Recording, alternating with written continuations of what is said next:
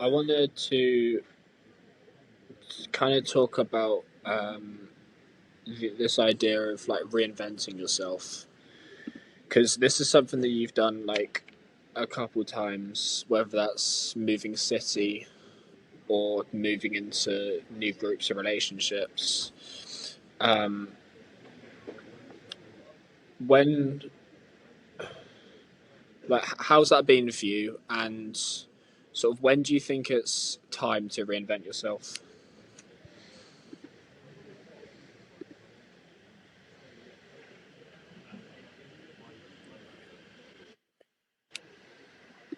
I think for a lot of people, there's this gap between who you are on the inside and who you present yourself as in the world. Talk about this idea a lot. From Carl Jung's perspective, in his structure of the psyche, who you actually are is the self, and who you present to the world is the persona, the part you play in the drama that's going on outside of us, right? And this internal version of you, this self, the real you, that changes a lot. That is what progresses and evolves as time goes on, as you accrue new wisdom, as you go through shit, as you learn stuff about yourself. But a lot of the time, there's this pressure to keep this persona the same way, who you were in school, and how you gained that respect from your original friend group, and who your family think you are, and, and, and, and the way you mold yourself to the expectations of the society and the culture around you. That's your persona, and that's very rigid to change. And one of my ethoses now is that I want that gap between who Joel is inside and who Joel is in the world to be as minimal as it possibly can be.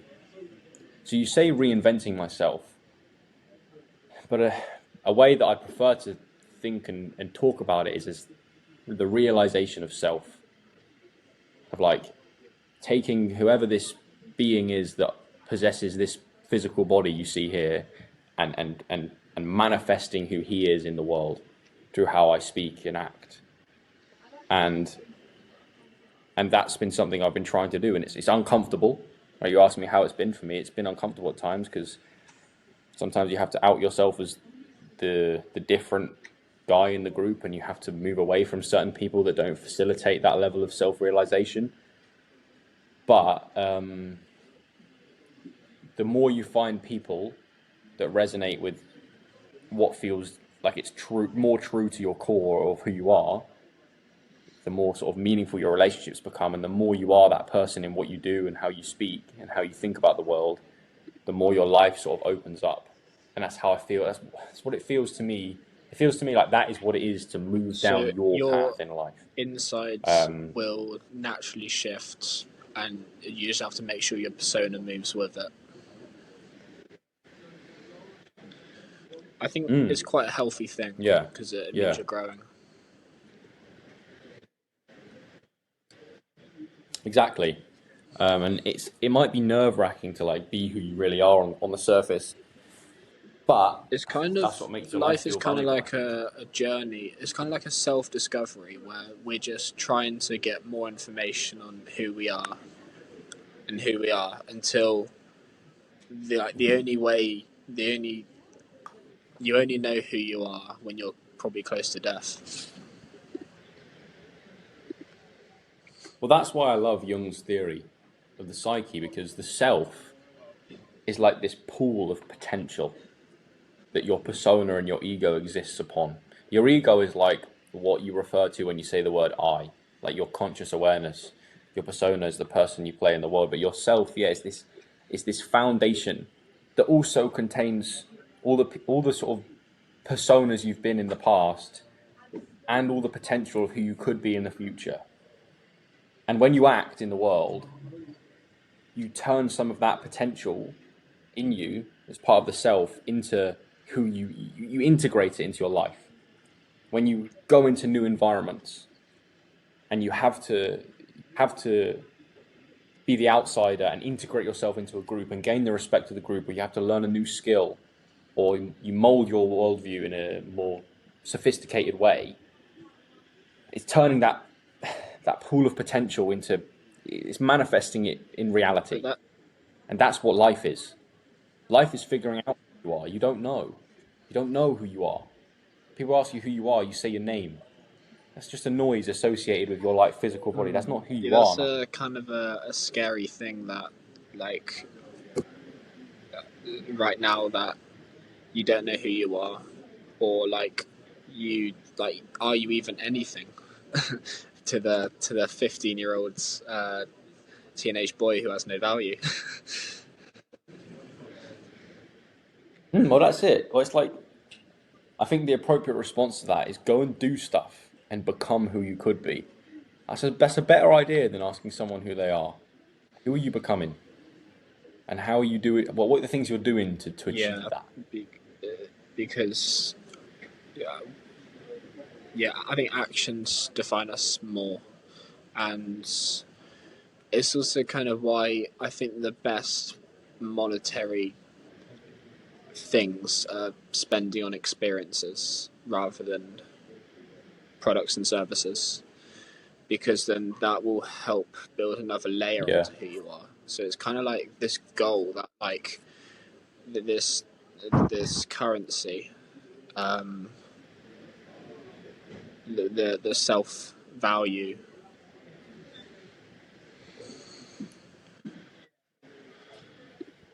It's an immeasurable metric, isn't it? Self-realization. I mean, how you can't define that with numbers or words even really. It's a qualitative thing. It's the texture of your life experience. It's how comfortable you feel in your own skin about who you are in the present and where you're going in the future and what your trajectory is Yeah, like. and this past month, I've been happy with it because I've helped kind of excel who I am. I think I did kind of like a journaling, like a kind of month reflection, and yeah, I was like, this is probably the best month that I've had in about 2 years since I've started kind of the self improvement journey. And then I think, like, why has that been? Interesting. Because mainly because I've I've done the things that I've covered up for ages. I've um, I've confronted the work that deep down needed to be done. Um, so, Ooh. for context for the listeners, I have a clothing brand, and uh, I had like a failed launch about just over a year ago, and so I've been trying to build back this for quite a few months, realizing that I'm doing the wrong stuff and I'm not doing what I need to be doing. So I eventually confront all the anxieties and the failure, and yeah, you can kind of see the numbers. They're a little bit more better, and so for example, I've been doing a lot of social anxiety stuff, and so I've that's been something that's really developed my character in the last month, and that's kind of been the best currency towards my progression I found. Confronting the things you were afraid to do previously Yeah, I mean, has led to good yeah, results. I guess That's I'd ask you, like, a is good. there anything you're scared to confront that's sort of the work that you're not doing? What do you think?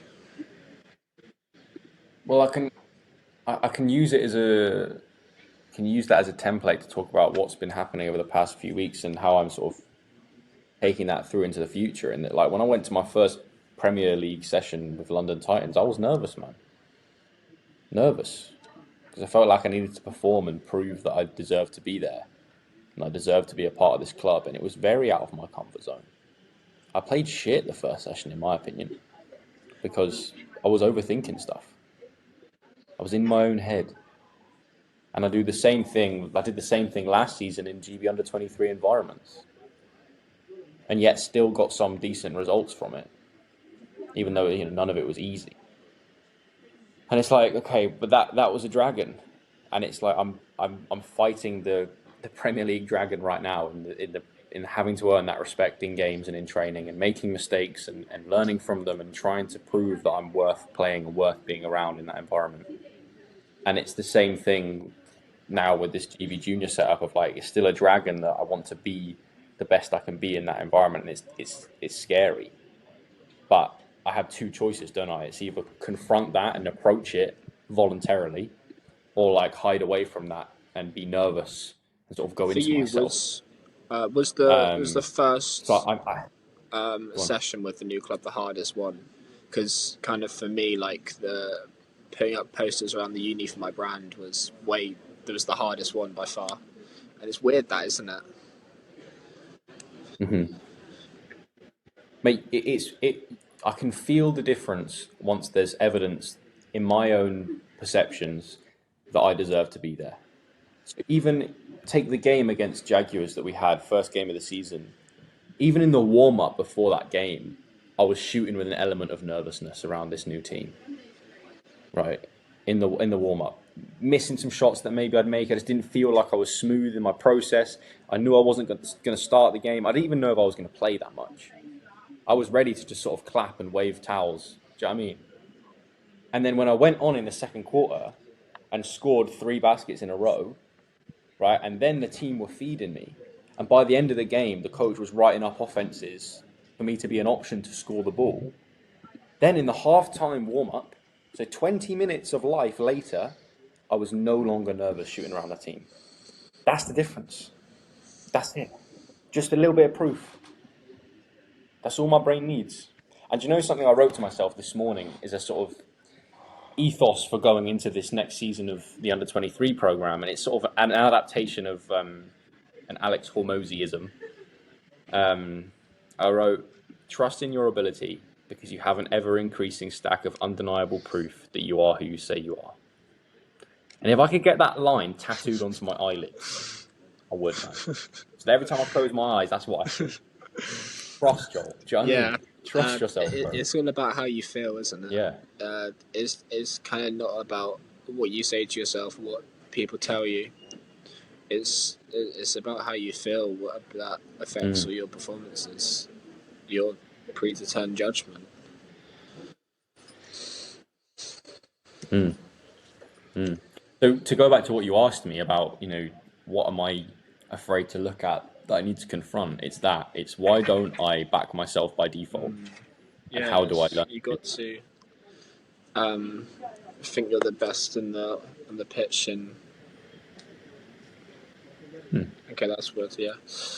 You're right. You got to feel like You're you're back. the best on the pitch in public. Yeah.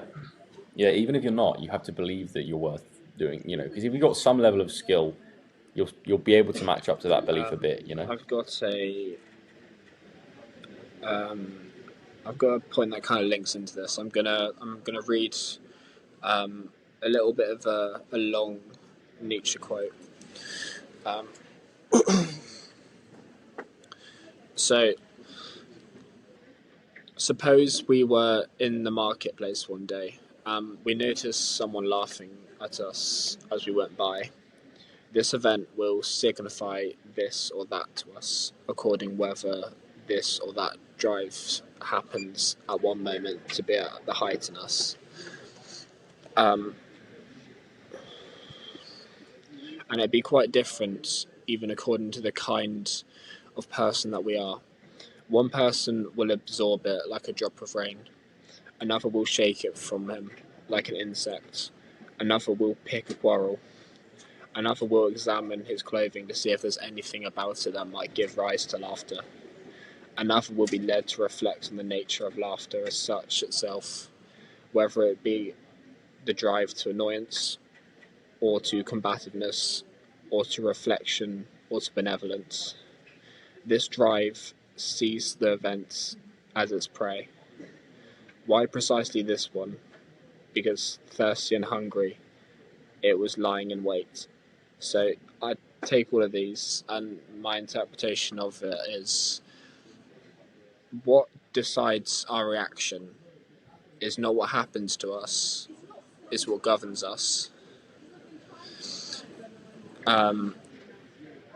Whether you take something seriously or lightly depends, reflects the type of person that you are, this accumulated experience of the world. So, for example, Yes. like some pretty bad stuff can, like I had, when I got cheated on, that is something that happens to me, but because I don't let the thing that governs me is just like my close relationship and what this person thinks. So I'm able to then Yeah. not have it govern me and still react to it in a kind of professional way, in a mature way. Yeah. Have you heard of the idea from Stoicism about I the inner have, but yeah, citadel? explain that. Then, like, you have this city. Imagine your sort of internal experience is like a city or a town, and you create the walls that guard your city, right? The inner citadel, and life is going to hit you with adversity and pain and uncertainty and discomfort. But if the walls of your inner citadel are strong enough, you can withstand that impact and still be all right. It like links to what I said at the beginning of the conversation about being able to weather the emotional storms of life that are going to inevitably come on the journey. And I actually wrote this to myself in my journal. I put, Joel, the hero's journey is not one of perfection. You will encounter dragons, characters, battles that won't be easy. They won't respect you, and they'll try to pull you off the straight and narrow path. But that's all they are, characters and battles that you have encountered and decided to encounter voluntarily. They can't break down the walls of your inner citadel unless you allow them to. It's that same thing. Getting laughed at in the marketplace, from Nietzsche's example, can be something that just brushes off you. You know, like Marcus Aurelius talks about being like the rocks on the shore.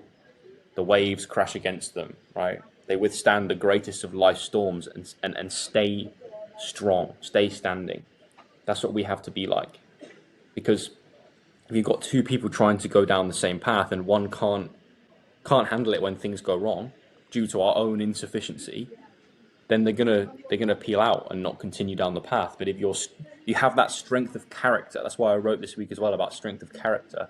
If you're able to weather the storm, then you can keep pursuing and be persistent despite the emotional turmoil that's gonna come along the way. You know, that's why I say the only way out is So through. on the rocks of the You can't shore, avoid the the rocks storm. is you, and the tide is all the things that are happening to you. But you've got to sort of keep your position, stay. Yeah, it's exactly it. The waves smashing against these rocks. And yet, when the tide goes back in, or out, sorry, when the tide goes back out, the rock stays standing. So, okay, so it's kind of like not to be swayed or controlled by anything external. Yeah, yeah. One one person will absorb it like a drop of rain. Another will shake it like an insect. Um, and Exactly. yeah, so Exactly. I guess the deeper question is, well, we've got to, okay, what is it when it says it's not about, so how you react is not about what happens to you, it's what governs us. Okay, so what does govern us? It's our brain. It's Our character. Character. That's how I see it. That's how I think about it. and okay, and our characters kind of our values, and for ourselves kind of it's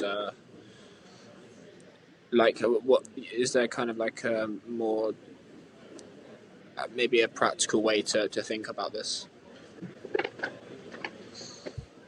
Okay, let me read you something I wrote this week. Your strength of character is your greatest asset because it lays the foundation for the quality of everything you do. Your character is a culmination of your belief systems, your perception of reality, your skills, your presence and connection with this moment, your negative capability, which in brackets means the ability to deal with discomfort and uncertainty, and your mindset to perform both when no one is watching and when there is pressure. Strength of character drives the value you offer the world. It fuels your career, your relationship quality, and maintains the equilibrium of your mental health.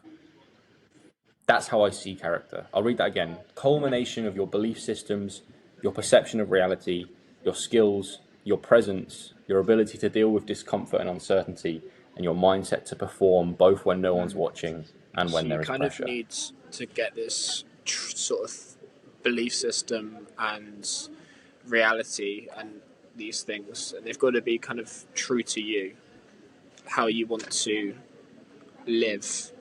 Um, like I think there's maybe a collective thing that you could base these truths on. Like, but I think there's maybe a part that you want to make it individual because yeah, it's your character. Mm. Yeah, I mean, my character might have similarities to you, and that's why we're good friends. But we will have some differences in our belief systems. Our view of reality and an event in reality, even though it may be the same event, will be different. Me and you do have different skills, right? We have a different capacity to deal with different types of discomfort and uncertainty, and we have to be mentally ready in different ways to deal with the pressures in our lives and the times when no one's watching.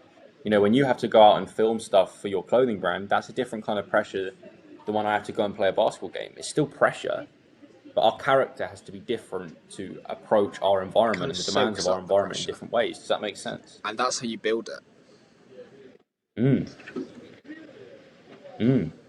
It's like it builds your. I mean, in fitness, you have this idea of work capacity. Like, how much physiological stress can you deal with? What's your VO2 max, right? How quickly can you run on the treadmill and for how long, right? That's your work capacity. But I think it's the same psychologically.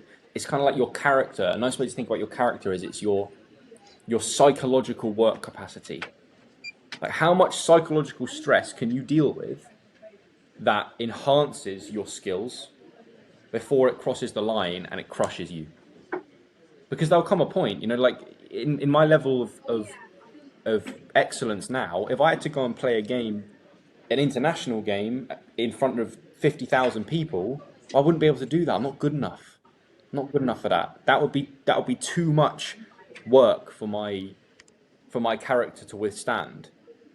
But I have to find where the point is before the line, where it's enough psychological stress to push me, but it doesn't take me over the edge. Uh, I did keep going with my rant, even though you left. But don't worry, it came to a okay, nice succinct end.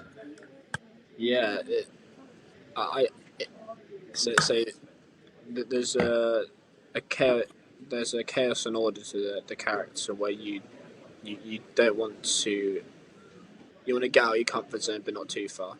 That is kind of impossible. Um, and the benefit, like I think there's maybe more some abstract benefits from a good character. I mean, you're probably happy. You're more happy with who you are. You're happy with what you've accomplished, where you've came from. Like just to form a massive gap from where you started to where you came from. That must be something that's fulfillment to look back on. And that's deeper than happiness. That's deeper than impulsive pleasure and dopaminergic stimulation and buying material resources. Do you know what I mean? It's deeper than that because it's deeper than this idea of self love, like you should love yourself. No, become someone worthy of loving. We've talked about this before. And that doesn't mean you have to go out in the world and achieve grand things. Like, just be a sick human being. Because you know when you're a sick human being. Because the environment will respond to you that way. the amount of people that respect you and give you that reciprocal positive interactions, that's a sign you're a good person, you have good character. Or in your work, right? If you pick a domain, it doesn't matter what the fuck it is. It could be artistic, it could be business, it could be it could be anything. Like there will be a feedback system of how much value you're offering the world through your character. The world will Yeah, reciprocally offer you that same value. So it's like build a strong character, and that builds the inner citadel, which builds a strong foundation to deal with the adversity of life and keep your mental health in that equilibrium. That's why, like, when I write these things to myself, these are my values. These are like the foundation of and the way I think about the world. when you have that You know? character, then the important thing is to give. You give to the world around you, and don't expect to take, because for that's how you kind of make the world a little bit of a better place.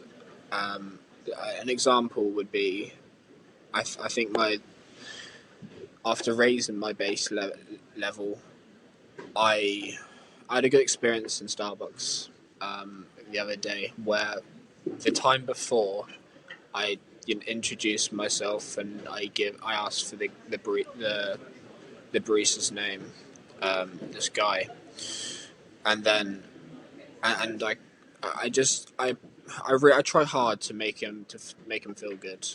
I try hard to in the first time I'm meeting him to build somewhat of a relationship, and then yesterday I go back to the same place, and as soon as I go in, he has 2 bags full of sandwiches that he gives to me for free, and then he's just like, "Don't tell anyone."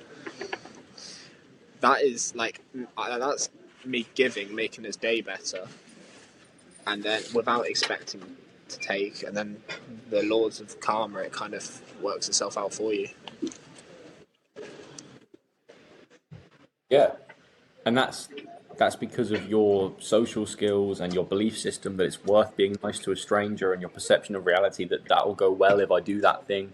Like, that's part of your character, and that's why I love that diagram you sent me of Joseph Campbell's theory of the hero's journey, because you step into the unknown, you have the willingness to leave the known territory and leave your comfort zone, and you deal with challenges and temptations, and you go through this transformation in your own personal self, not necessarily anything outside of you. I mean, that might come with it, but it's all self work being done, and this death of your old self and rebirth of a new dimension of yourself happens, and then as your new environment becomes known again, you adapt to this new life that you're living. You return with new wisdom. That's the important bit of the cycle. Is you're able to act in the world in a more positive way, and then another call to adventure comes, and you go back into the unknown, and you take on the challenges and resist the temptations. More transformation, more wisdom back to the environment, and it's this cycle of There's character building. Like, people will forget what you do to them, people will forget what you say to them, but they will never forget how you make them feel. And that's what you're doing with your character. 100%. You make people feel different ways. 100%. And actually, this is something interesting that I wrote about it a long time ago. Peterson said this thing on a podcast that at first glance feels like it's a bit...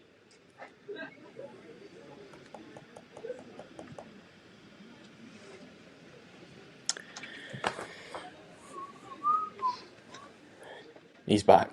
Yeah, Peterson said this thing on a podcast that sounds initially unusual, but actually when I think about it, I think there's some truth to it. He said, there is basically no difference between thinking about yourself and negative emotion.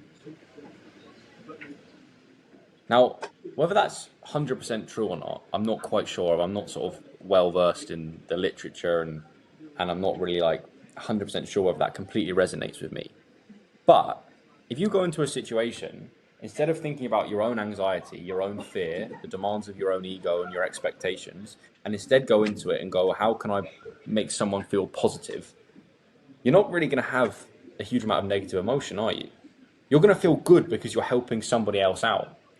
And it's like, okay, well, maybe the mentality I'll go into camp tomorrow with is, well, it's not about you, Joel. Like, you're going to perform how you perform because you have the skills and you've trained. Why don't you try and encourage your teammates as much as possible? Why don't you try and be the best teammate there so everyone wants to That, play with you? it, You know, it's quite deep. it's an interesting That way of thinking idea. I about it. mean, yeah, most of the Mm. thoughts about yourself will be negative. Well, and also, yeah, I feel like there is, in all moments of negative emotion, it is all about you, isn't it? Your unmet expectations, your anxiety, your fear. Someone's betrayed you. You.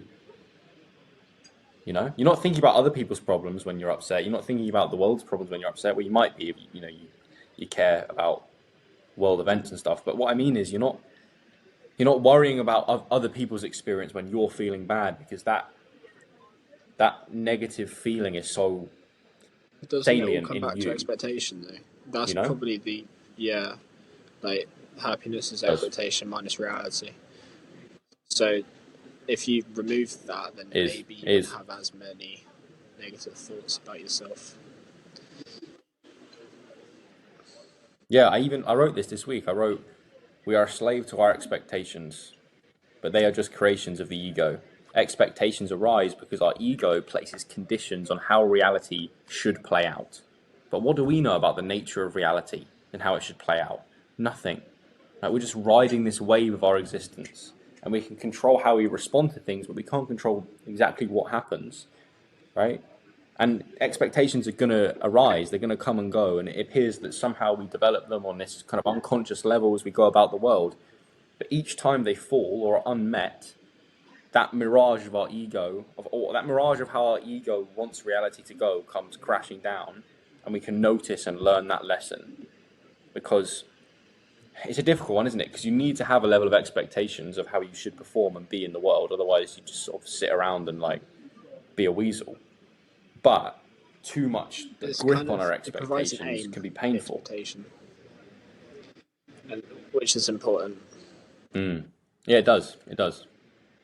But like Jung said that once you have an aim or an idea of a self you want to be, that then becomes a judge, and it points out all the insufficiencies that your current self has in comparison to that ideal. If you get what I mean. Yeah, but then like maybe you need a judge to keep yourself in order. Mm. And maybe what God is this idea of a collective judge written by smart people thousands of years ago, that we've then, many of us have sort of adopted into our belief system. Because that's what God could be. God is the collective ideal. Well, that's what Jesus is in Christianity.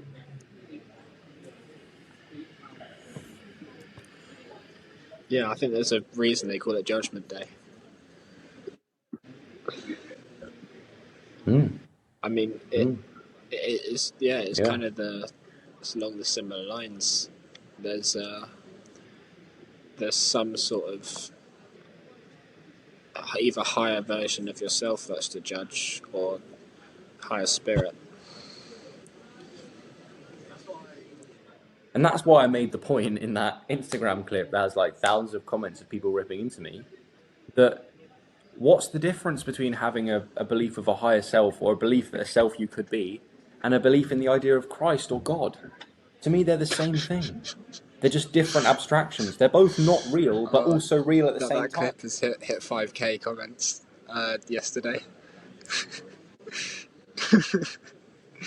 But Yeah, but that's why I believe that, because you visualize an idea of who you could be, that then becomes an ideal that you try and live up to through your actions, and it's not real at this moment. You're not that person yet. It's just a collection of ideas, but you act as if it exists.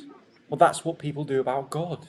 It's an ideal. It's a set of principles. It's a higher ethic to live life. It's not a real thing that you can touch and smell and taste and see, but it's almost meta real, because you yeah. I live mean, as if if you it's don't have real. any higher guiding ethic, then you're pretty lost. Like, you don't know where you're going. No. Because it's not obvious what to do as a human being. You could sit around and masturbate and eat Doritos all day. You could. You wouldn't have a good life. It doesn't lead anywhere, but you could do that. So it's like, well, here's a moral ethical guideline that was written many, many years ago by some people that feel like they figured it out. That's what religion is, in my view. It's my opinion, but Yeah, that's how I yeah. I think interpret people it. can take the values and use them as a border. It is to Mm. it's kind of like the so we're not told how to live, but there's it's like a set of instructions. It's like a you're not told how to win the game, but this is the closest thing you've got. Mm. This is a way of playing that we think works. Use it if you want, you know? Like, if you don't want to be religious, I don't follow a specific religion, right? But I need a higher moral ethic to base my life upon. So it's like, for me, when I waffle to myself in a journal about things like strength of character and expectations and being like the rocks on the shore, it's like my own religious scripture. Joel, this is how you act out your values. You know, you need a an overarching value struct like value. You need an overarching path to follow in life beyond the sort of desires of your biology and what you feel like doing in this moment, I think that's because a that leads pretty you astray. good way to think about like your mission as a person. I think is kind of to create a guidebook, um, yeah, of how to live. Yeah. And not sort of be this dictatorial, authoritative bloke saying that everyone needs to follow it. No, no, no. This is me trying to mold an ethic for a young person in this world that wants to have good character and achieve stuff and bring positivity to their family and their friends and their communities. And you can follow it if you want. But if you want to sit around, masturbate, and eat Doritos, you can do that too. You have the freedom to do that. This is just what I've learned and And I've that's the sort beautiful thing of telling of your story. benefited from.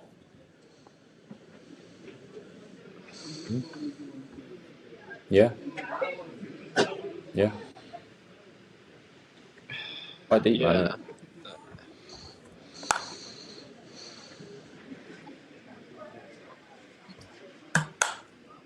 I do think that is a good way to look about a very good way to look about religion as a guidebook to play the game. Well, it's like if you view religion as just like people believing in things that aren't real, that's too unsophisticated. Because why would it have stayed relevant for thousands of years? Like, yes, it's becoming less and less relevant, of course, like that is a thing, but like it's deeper than that. It's deeper than things just not being real. We believe in things that aren't real all the time. I've made this point many times, so I'm not going to go into it again. But yeah, that's why it's a deep question. So then, when that lady I met up with at uni the other week, that was like, "Are you a religious person?" I was like, "That's a deep question. Like, we could be here for 6 hours talking about this." Wait, oh yeah, You know how what I did mean? it go with you had that negotiation? Oh yeah, man, it was sick. Did I not tell you how that went? So I outlined all my points to her, and then she was like, "Yeah, that's cool." She was like, "You only come up on the attendance system if you miss 2 weeks straight, and you haven't done that yet. And if you do come up on the system because you've been responsible enough to come and speak to me, I'll let it go. And if your results are good, then I'm happy."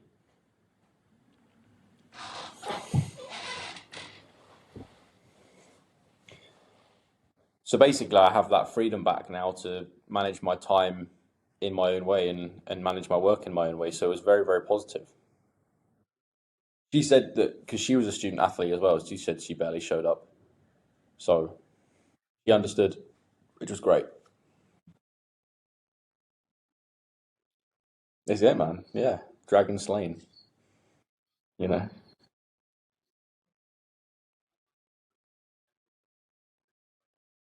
No, man, I'm happy. I'm happy, and well done.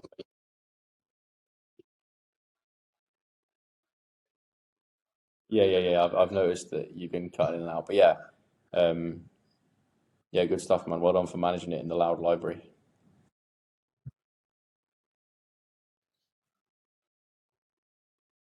All right.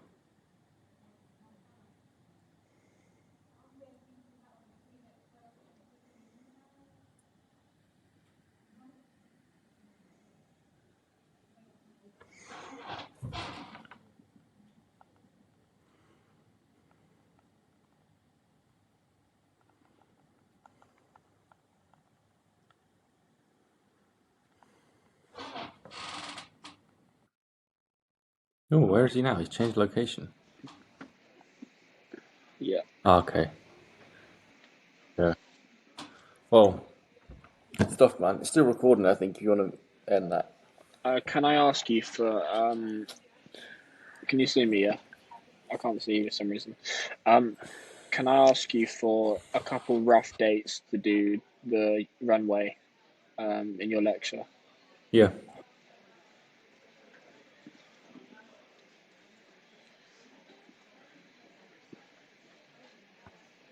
Right. Okay. What time? Well, my research methods lecture is always on a Wednesday. Right. Okay. Um, 10 till 1. hmm.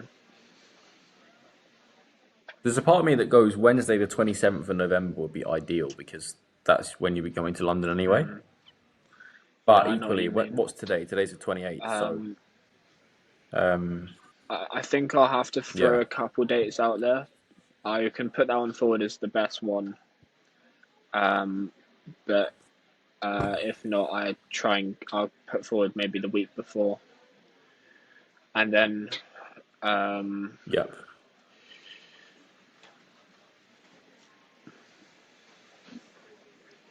Yep. okay, Although actually, I'm 13th. at under 23 camp Okay, on the that's good. 19th, so probably won't go into uni on the 20th. So offer Yeah, them like it the kind of 13th of it November as depends well if you on want. because quite a few people, so I don't know how it's going to play out, but that would be a good place to start. Cool. Um, we've got the biochemistry girl. I'm gonna in a couple days, so I will do my research and I try and come up with a starting point. And I'm gonna hope for you to be able to carry me.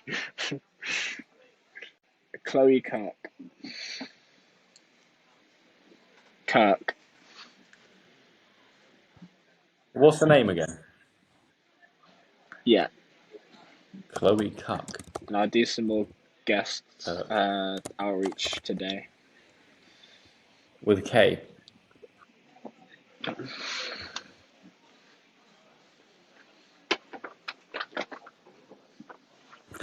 a website, Rev. Molecular biology.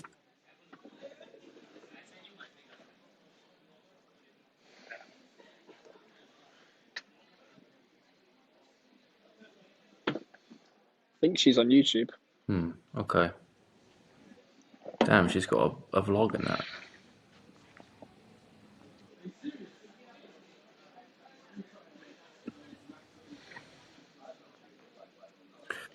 Interesting.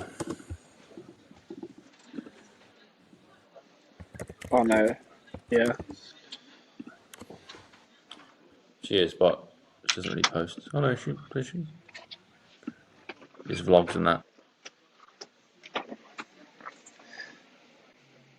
Yeah. Interesting. I'll check in with her to make sure that she's still good. That's in Yeah, well, we'll see what happens. 2 days. I'll No, try and think of 3 some days. shit. Cool.